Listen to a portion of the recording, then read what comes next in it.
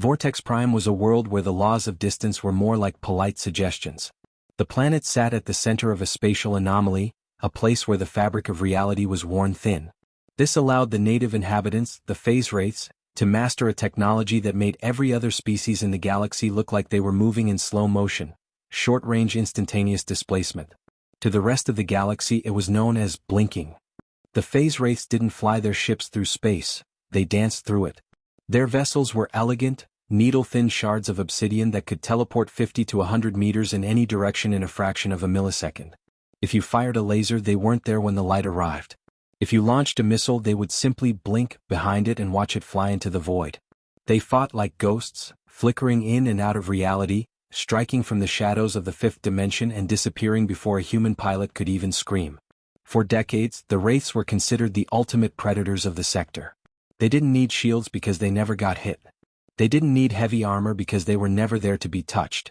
They viewed the solids of the Terran fleet as clumsy, prehistoric brutes who were still trying to solve the problem of being in one place at a time.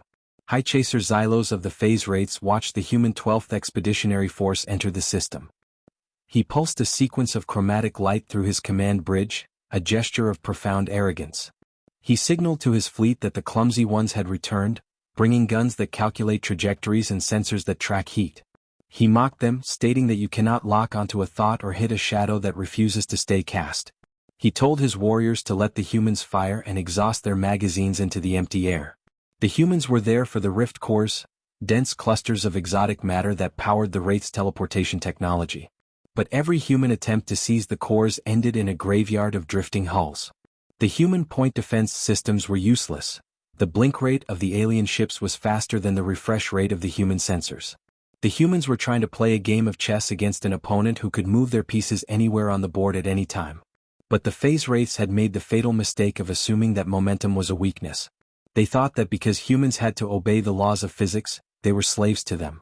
They didn't realize that humans are the only species that knows how to turn a law into a leash. Captain Elias Cable Holloway was the commander of the UNS Ahab, a ship that looked less like a warship and more like a mobile construction yard. It was a massive, blocky rectangle of reinforced steel, covered in heavy winches, industrial magnets and massive storage drums of carbon steel cable. Holloway wasn't a tactical genius or a decorated pilot. He was a master rigger who had spent 30 years towing rogue comets and stabilizing space stations. "They're too fast to hit, Captain," his tactical officer said, watching another human destroyer get sliced in half by a Wraith blink blade. "Our guns are just shooting at ghosts." Holloway didn't flinch. He adjusted his cap and stated that he didn't want to hit them. He wanted to hold them. He told his crew to stop trying to predict where the aliens were going to be and start making it so they couldn't go anywhere else. He gave the order to deploy the static tethers. The Phase-Wraiths accelerated. Thousands of their obsidian shards began to flicker, a dazzling display of blue light as they blinked toward the UNS Ahab. They expected the human ship to fire its broadsides. They expected to dodge. Instead, the Ahab fired its harpoons. These weren't projectiles designed to explode. They were massive, four-pronged magnetic claws, weighted with depleted uranium cores for maximum inertia. And behind them, snaking out of the Ahab's massive drums, were miles of braided carbon steel cable. The Phase-Wraiths laughed through their light pulses, mocking the spears and ropes as primitive attempts to catch fish. They initiated their blink sequences, confident in their agility. But Xylos never finished the signal. A human harpoon, traveling at Mach 15, slammed into the hull of a nearby Wraith shard. The alien pilot reacted instantly, hitting the blink button. In a flash of blue light, the ship teleported 50 meters to the left. But the harpoon came with it. The harpoon was magnetically clamped to the hull. Because the harpoon was now part of the ship's mass envelope, the teleport drive moved the harpoon as well. But the harpoon was attached to the cable. And the cable was attached to the UNS Ahab, a ship that weighed 10 million tons. The alien ship blinked, but the moment it reappeared, the cable went taut. The sheer, brutal inertia of the Ahab acted like a celestial anchor. The alien ship didn't just stop, it was jerked back with such violence that the internal inertial dampeners failed, liquefying the crew inside instantly. The humans had found their bite, and Holloway gave the command to engage the winches. The Phase-Wraiths panicked. This was a violation of their reality. They blinked again and again trying to shake the leashes. But they were limited by the laws of energy. The teleportation drive works by shifting a specific amount of mass. When the alien ships were tethered to the Ahab, the mass they were trying to move suddenly jumped from 500 tons to 10 million tons. The teleport drives screamed, overheated, and exploded. The battlefield turned into a nightmare of physics. The human ships weren't firing guns, they were fishing. Massive cables snaked through the void, glowing red-hot as they were dragged by teleporting aliens. The Phase-Wraiths, once the masters of the ghost walk, were now like panicked birds caught in a net of steel. Xylos watched as his flagship was struck by 3 harpoons simultaneously. He tried to blink. He tried to flee into the 5th dimension.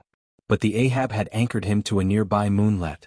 He screamed through his chromatic light that this was illegal, that it was not war to use the crude weight of the universe to bar their path. Holloway's face appeared on the alien's view screen. He wasn't impressed by the light show. He told the High Chaser that the void doesn't have a master, it just has things with mass and things without it. He pointed out that the Wraiths had spent so much time being light that they forgot how to handle the heavy. He hit the retract button. The massive industrial winches on the Ahab began to turn. The carbon steel cables began to drag the obsidian shards of the Phase-Wraiths closer. The aliens blinked, desperately, but they were only teleporting closer to their own destruction. One by one the alien ships were dragged into the crushing zone, where the heavy railguns were waiting. Once they were tethered they couldn't dodge. They were static targets. The human railguns fired and the Phase-Wraiths, unable to teleport away, were shattered into obsidian dust. By the time the sun set on Vortex Prime, the ghost host was no more. The humans hadn't out-teleported the aliens. They hadn't used faster sensors. They had simply used the gospel of momentum to remind the universe that you can't run away from mass. Humanity had proven the ultimate physical HFY truth. You can master the 5th dimension. You can flicker between realities. You can be as fast as a photon.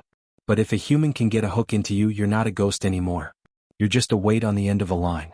And we are a species that has been pulling heavy things since we lived in caves. This has been Apex Sci-Fi. Hold your ground. Hold the line. If you enjoyed this tethered victory over the teleporting aliens, hit that like button. Comment below. If you could teleport, what's the one thing you'd be afraid of being chained to? Subscribe for the next conquest of Saga 12, The Brutal Architect.